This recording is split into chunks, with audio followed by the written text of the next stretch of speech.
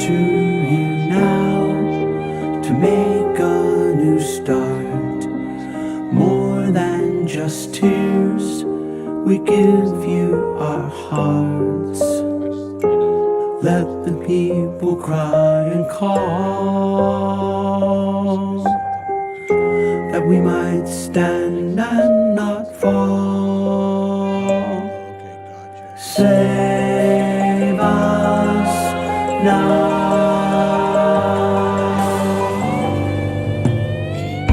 Refreshing breeze, people set free.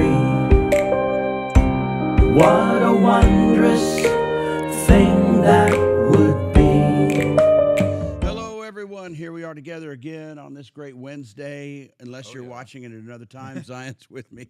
We're gonna have a. It's a great subject today. We're calling it "Just Say No," but it's going to be fun to talk about. I think, yeah, cool. It's really important. But some of the background we're going to talk about today. Let's see. Sometimes I talk about the weather when we start. It's a little chilly out today. A little chilly. Yeah, not as good weather. Cold front's coming in. Yeah, so I can feel it. That's all I know about the weather. Yeah. And I'm getting a new roof. Did I say that last time? Yeah, I advertised. Yeah, I got pushed back. I advertised. Yes. Yeah, I advertised if you need a new roof, call Zion or the company. Oh yeah. And awesome. Let's see, the sprinkler system people are coming. Yeah, they're coming. I got all that. Lots of projects going on. Yeah, yep. we rekeyed the locks on our house too. I noticed the front door looked different. Yeah, because there were so many construction people came in who had the key. It was getting who has this key now? So we just redid that yesterday, and so that's all I know. Nice. Yeah, and we're still working. We're still working on this book. I'm hoping we first thought that we didn't have enough words, so we needed to add a couple more chapters. Right. Now I think we do. I'm hoping by tomorrow night, we say, that's it. That'd be awesome. That's what I'm hoping. Yeah, very cool. Because it's taken a lot longer than we thought. But it's a really good book, as I've said, better writing and very timely to what's happening in our country today, because it's talking about politics is not enough. As everybody knows, you just watch the news, politics is everywhere. Sure. President Trump's everywhere. Yeah. The opposition to him's everywhere. But you don't see anything spiritual too much, although you do. There is starting. I don't know who watches what news, but Fox News is starting to bring that. And CBN, of course, Christian Broadcasting, is starting to talk about the spiritual movement that's happening in our country. But it's not as solid as the political, and so people are depending on the political to change our country. Sure. And we're going to talk about that a little bit today, how that's not going to work, but we need a spiritual. But anyway, there are good signs. Have we publicly released the name of the book yet? No, but no, I keep no. It's the subtitle that I go back and forth on. Gotcha. But the main title, I'm pretty sure, is going to be Revival or Ruin. Nice, I like that. Yeah, Revival or Ruin, and it's like we're in this. We have both sides going so strong. Sure. Politically, both sides going so strong. Spiritually, not so much. Yeah, the tension's high. Not so much. There's nobody really saying, speaking against, which I don't want them to, but speaking out against some pastor or some leader, religious leader like that. Charlie Kirk was the closest thing to it, but he was not a pastor or leader. He was just bringing kids in. Yeah, he's political with Christian ideas, Mm-hmm. And so anyway, we'll see. But anyway, this book, I'm gonna get it in the hands of some political people. Awesome. And I wrote it with the idea that pastors, leaders, Christians, they'll get it, but politicians who are in power will get that we must have the spiritual too, which a lot of them are getting. I'm starting to see, May 17th, our president called it, I thought he called it In God We Trust Day, but then I went and looked it up, and it's not technically, it's just a prayer day. The 17th of May, that's coming cool. right up. Yeah, so we just talked this morning about that cool. Maybe we would have something special at our church on the 17th. Yeah, I was just thinking that'd be fun. What day is it? That's a Sunday. Yeah, Sunday. So either the evening or maybe after church or during church, whatever on the 17th. But I thought he said, call in God we trust, it's on our money, like that. So there's Kenda's here. I hope you're doing well. And Mark, I hope both of you are doing well after your things that I shouldn't say what did happen, but anyway, I hope you're doing well today, and I'm glad to see you on here. Good for you. We're going to have a great time talking about some stuff today. So anyway, it's called Just Say No, and in my book, I picked this up. So I did some studies in 1920, before your time. Just a little bit. Oh wait, it was before mine. Yeah, you're there. Let me tell you something about. They called it the Roaring Twenties. Right, Okay. yeah. I didn't know this when I was younger, and even in my teen years, I knew my grandmother. I never knew my grandfather on my dad's side. I knew my grandmother on my mom's side, but I never knew I never knew my natural one. Okay. I had a step grandfather, which is okay. Sure. But anyway, when I saw them and their ages, of course to me, people looked a lot. Older people looked old. When you were younger? Yeah. Yeah. I mean, they looked old, especially my one grandmother. But anyway, they would have been in their prime in the 1920s. My mother was born my mom and dad were born in early 20s. So leading into that, they would have been still pretty young. And then I read about what was going on in the Roaring Twenties, and I start thinking, wait a minute, because it almost pulled everybody in. I'm trying to imagine my grandparents, the dancing, the partying, and all that stuff. Well, in the 1920s, then they passed the 18th Amendment. Okay. And the 18th Amendment was no alcohol at all, none. It was against the law. It was not illegal to drink it. It was illegal to make it, sell it, or Interesting. Yeah. So if you were caught drinking, it's not so. But where you got it could get you in trouble, or whoever got it. So the 18th Amendment was prohibition, and that prohibition means prohibit. So they got the idea. The idea came in actually in the late 1800s that alcohol is in America, only in America. Okay, so I told you we're going to have fun with this. So you know how many I've been to a lot of countries. Sure. So when one of them was England, when I went to the UK, and I met the bishop of the Anglican Church. Okay. And I met him. Hello, he met me at the airport. I want to go get a beer. Yeah, You're like, whoa. We're going. That's so new to us. Sure. And we're realizing that's not just the Anglican. That's across everywhere. And Outside of the United States. Yeah, outside the United Interesting. States, because they didn't have. It was Carrie. I started to say Mariah Carey, but it's Carrie Nation. Had the hatchet, and she went and really used it in bars. And they got the idea that alcohol was the main social problem. There were other social, and if we could solve that problem, we would solve all our problems. Sure. And so and then I had the problem many times when I go to Israel.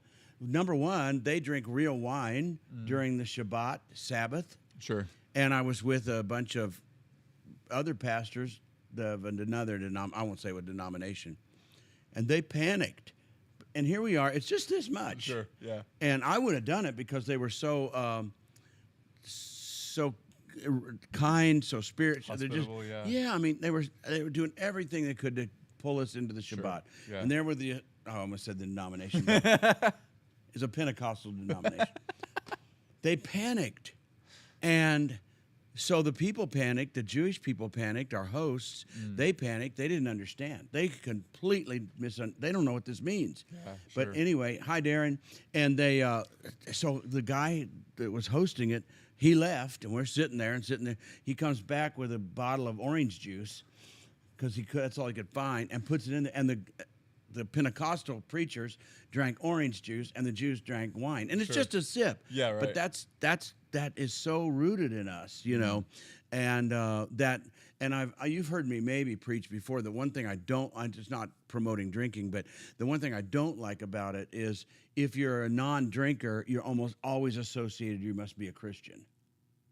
It's not. Yeah. You have the light of the world, the light of the gospel. You're the light of the world. You preach. You have the fruit of the Spirit. You have such an anointing on. No, if you go get a new job and everybody goes out to drink. Well, I don't drink, and you must be a Christian. Yeah, It's that's what I don't like about it. Was in another country. They offered me vodka. Right, and with the meal. They offer it with the meal. Sure. Okay, so I had to turn it down, not because it bothers me, I mean, Paul kind of said, you do what when you're with, you make Sure. adjustments, you love, but it didn't matter one way or another to me. That just to let them host it was that much, Right, I yeah. thought, oh well, I'll be. They don't care because they don't think that way, Sure. but other people do. And I thought, well, then, yeah, it'll get around, end up on the internet or something. So I said no each time. Oh, I actually had, and also here in Kansas City, I met with one of the very wealthy Jewish man and his wife, and we had dinner with him at some restaurant. And of course, he orders wine with it, Sure. and then I try then because we're talking theology, we're talking Jewish. He didn't even know who Paul in the Bible was. Oh, wow. That's how far it was to try to explain stuff. And so I'm trying to explain who this Jewish Paul was and Jewish Jesus and all that. But when I didn't take the wine, he's like, Jesus drank wine. Interesting. And didn't he turn water into wine? No, it was Well, grape juice. Come on, man. Yeah. And then I had some teachers at this Pentecostal place tell me, well, it wasn't wine like today. It was watered down. Sure. But the reason they drank wine is because they didn't have any water. So Oh, that's funny. I didn't know that. they had a water shortage. I mean, it was one of their water was a different thing. But anyway, I'm getting off the subject. So all that happened. So the Carrie Nation and others, there are other names, got the idea that the trouble with America is alcohol. And so no other nation does it. I know Christians in other countries that don't do it, but that's because their roots are here or they're missionaries from here. Sure. Yeah. So I'm not, somebody's going to probably say I'm promoting it. I'm just saying it should not be our sign. Yeah. It should not be our door sign that says, "Oh, you don't drink, so you're a Christian." That's you're a Christian because of a whole lot of other reasons. Right. Okay, How well you lead your and family. or and anything else, probably if Paul were alive today, he would probably say, "Let's make it a thing of conscience rather than," Sure. but because it's not.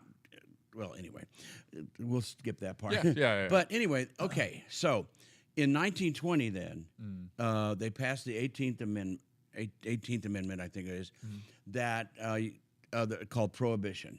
You couldn't make it, you couldn't sell it, and you really weren't supposed to drink it. But you can't put that in the law, so you couldn't get it. Sure. And a lot of people made it themselves. It's called bathtub gin. Oh, that's They would make it in their own bathtubs, Yeah. and it was so poisonous. A lot of people died from making their own. That's crazy. Yeah, it was. They didn't know what they were doing. Alcohol poisoning. Okay, so they do that, and the idea was if we can say no, because today's calling just say no. Sure.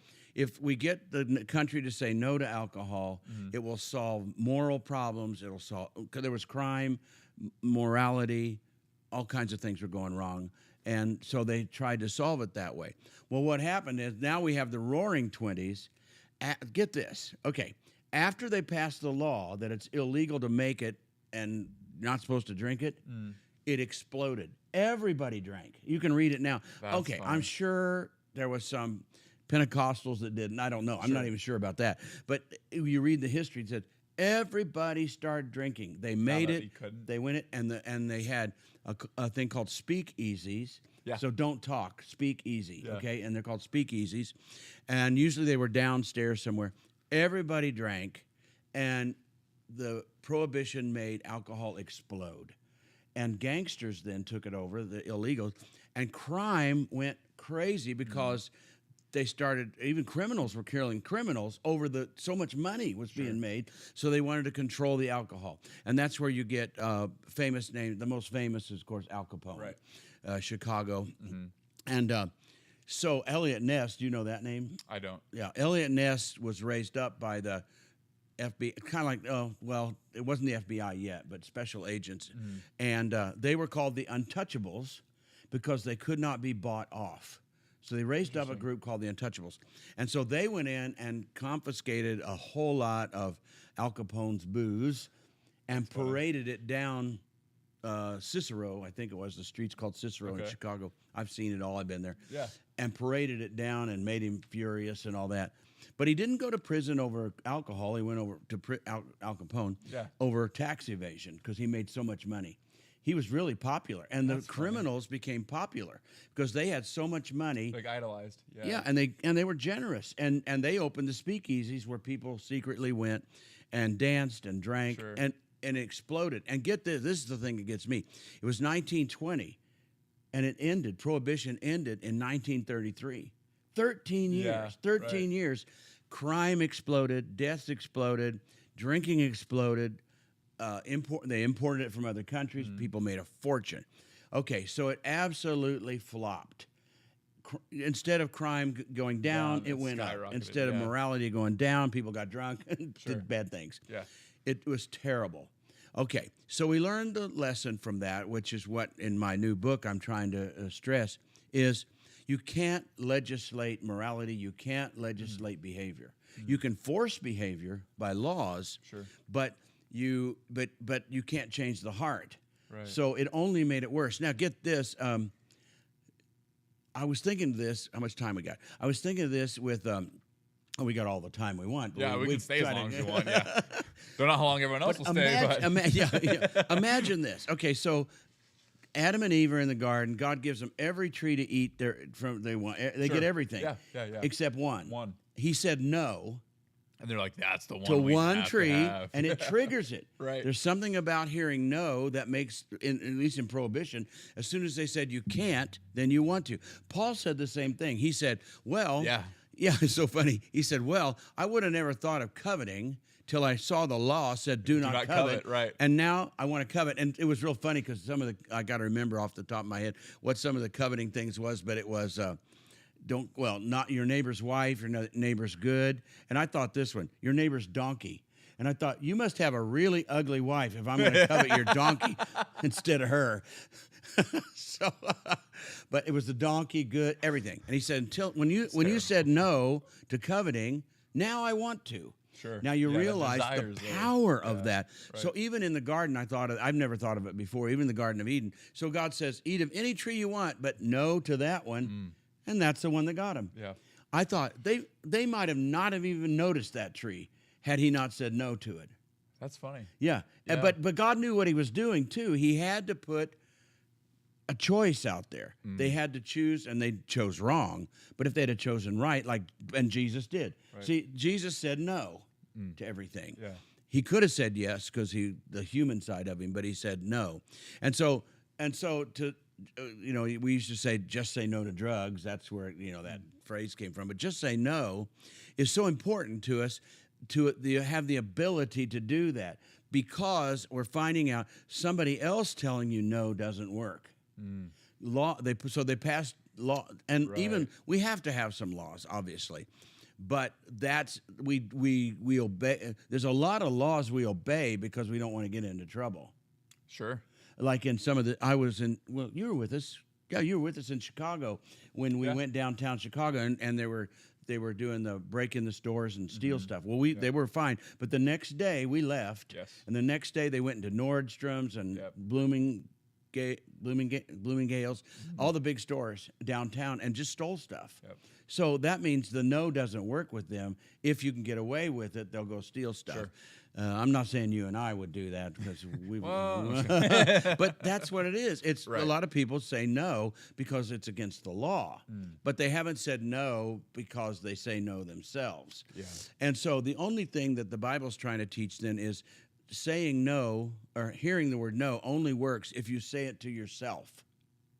Sure. If it's you telling it now. Yeah. Yeah. That And makes so sense. Paul, after in Romans 7:7, when he talked about, had I not heard about coveting, no, don't covet. Now I want to covet. Yeah. He's the one that in the book of Titus, a lot of people skip over the book of Titus, but this is a powerful scripture. I love it so much. He said, grace teaches us to say no to ungodliness.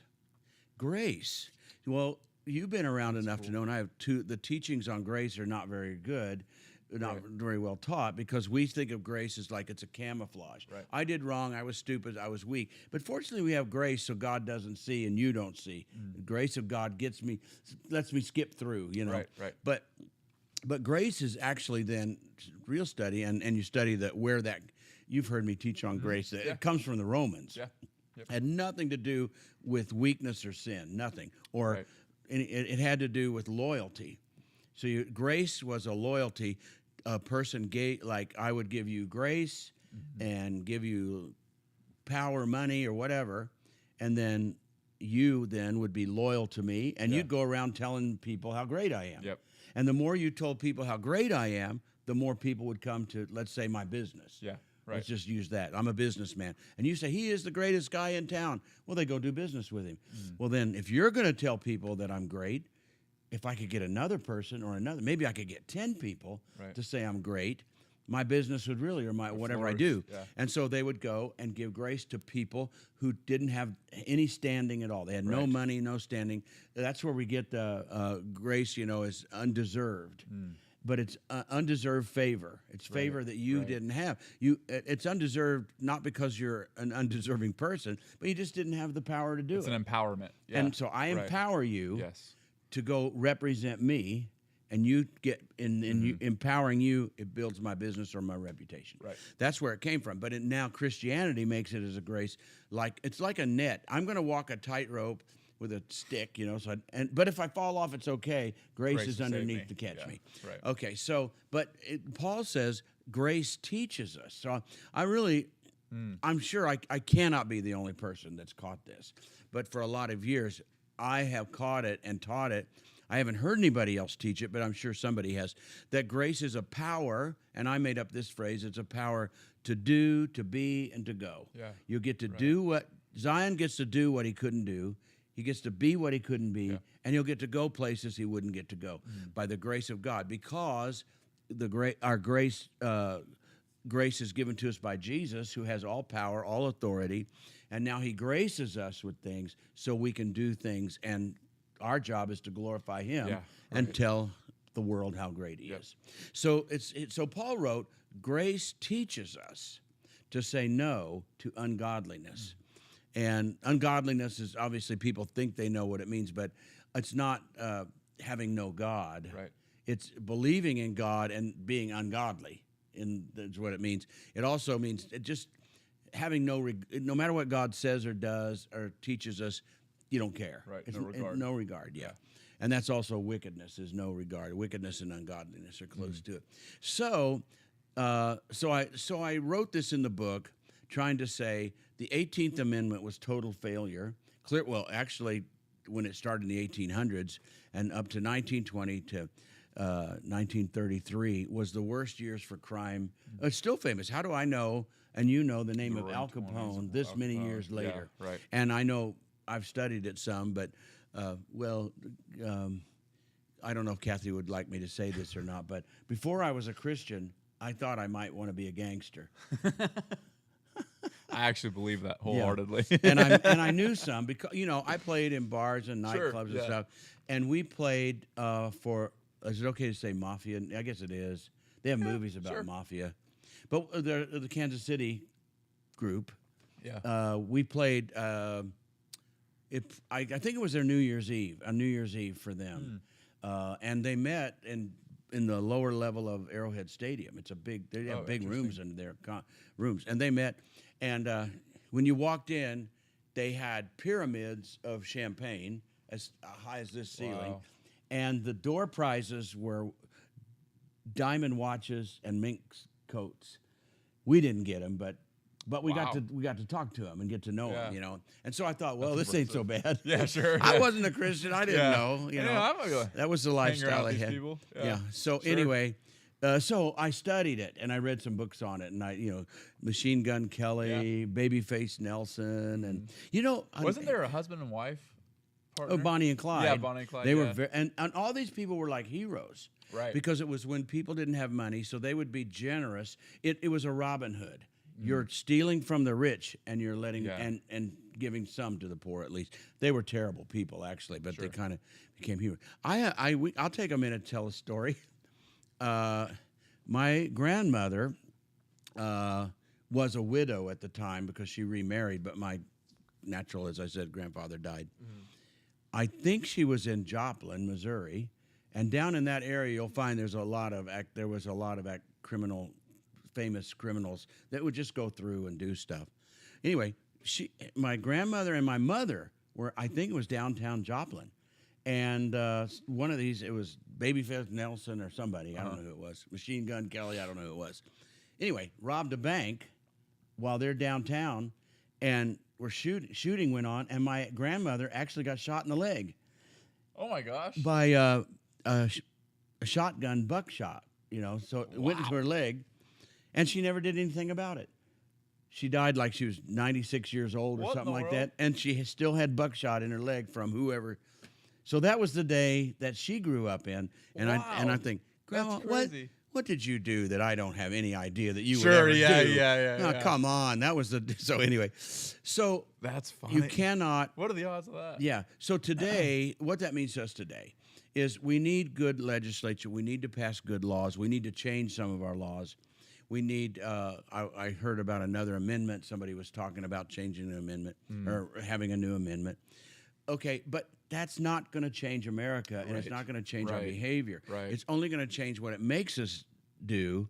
And there's some things when it tells us not to, then now we want to. Even more. Yeah. Yeah, even Right. more. I'm going to take another minute and tell you something. Okay, so being in the ministry as long as I've been in, obviously I have one of the things that comes up occasionally is marriage troubles, and the wife. Usually it's the wife. Now men and women do it, but usually then it was the wife finds out her husband's been watching things on the internet he shouldn't watch. Okay, so I had one woman come and actually divorced her husband because of it. But most of them come and say, basically the wife comes maybe with the husband sometimes, but the wife says, boom, I'm laying down the law. You are not going to watch that. You're not going to watch pornography. You're not going to watch things you shouldn't watch. And if you do, then I don't know if I'm going to, and just Sure. bang. I'm out of here. Yeah. Guess what happens? No, you're not going to watch that. Now she has become like his mother. Yeah. And as soon as they say no, then every time that wife goes shopping and leaves the house, now that husband is watching desire, it. yeah. The desire increases. Yep. And it was really hard for the wives when I said, listen, let it go.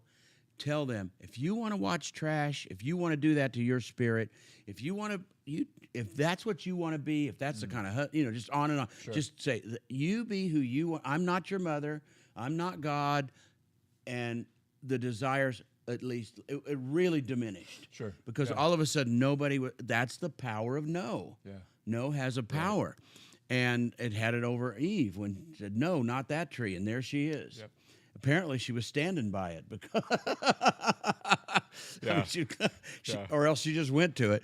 But anyway, that's the power. So the only thing that really works, even as raising kids, you got the kid, 4 girls. Yeah. Obviously, you have to say no now. Sure. But you also will. I'm sure you've noticed when you tell them no, all of a sudden they don't pay attention or they go and do it. Yeah. Right. Okay. But as For they sure. get older, we have to put the no in them rather than at them. Yeah. That's good. And a That's wife really or good. I like husband, that. either way, certain things to lay down the law, become the mom or the dad in marriage doesn't work.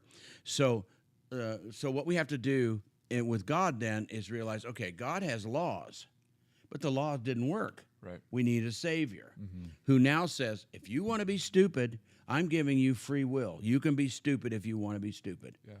But there's consequences. Right. I used to tell Bobby and Brooke, I used to say, look, you can do anything you want, but it's not for free. Right. Yeah, that's It's good. not for free. That's really good. It will cost, but I can't stop you in the long run. I can't. You can do whatever you want. Right. And so that's kind of what God's saying to us. Here's what I'm telling you. It's not the law anymore. It's life, and you can do anything you want, but it's not for free. Yeah. There are consequences. So anyway, I brought up the 18th Amendment. I love studying prohibition That's because good. it was I like such that. an interesting time. Yeah. It's just so much history, and for 13 years it went on. But it shows it was a total flop and failure. And it actually, I want to finish up here, but it actually started with Christians. It didn't start with Yeah. legislators. It started with Christians who pressured and says, well, there's one other thing I better bring up. When World War I came, which is 14 to 18, when World War I came, they needed grain for different things for the war. Sure. So they needed grain to make alcohol. So non-drinkers became like heroes. I don't drink because I'm for the war For the effort. war, And yeah. that kind of started going into A the push for that, 1920s. yeah. So these are upstanding people don't drink. and that's sort of and it fueled that in our Yeah. country, and that but it was patriotism and yes, unity but it was to- fueled on yeah. the bottom line by Christians, and now Christianity is associated with not drinking rather than, which I'm not promoting it. I'm saying what we should be though. Christians should be associated with, oh, you're a Christian because you are the light of the world Yeah. or whatever. Right, right. You have such fruit of this. You must know Jesus the way you act. Yeah. And so that's my point That's good. today. I like Isn't that. it fun? Yeah, I that's mean, it's cool. fun to talk about Yeah. and realize that we can't legislate behavior. We've got to do it, and we It's got got to be an internal. we. Yeah. The best way to do it is you look at your life, look at what works and does, sowing and reaping, and say no to yourself, so you don't have to have somebody say That's good. no to you. I like that. Fun. Yeah, that's good. Okay. Well, we had a good time. Thanks.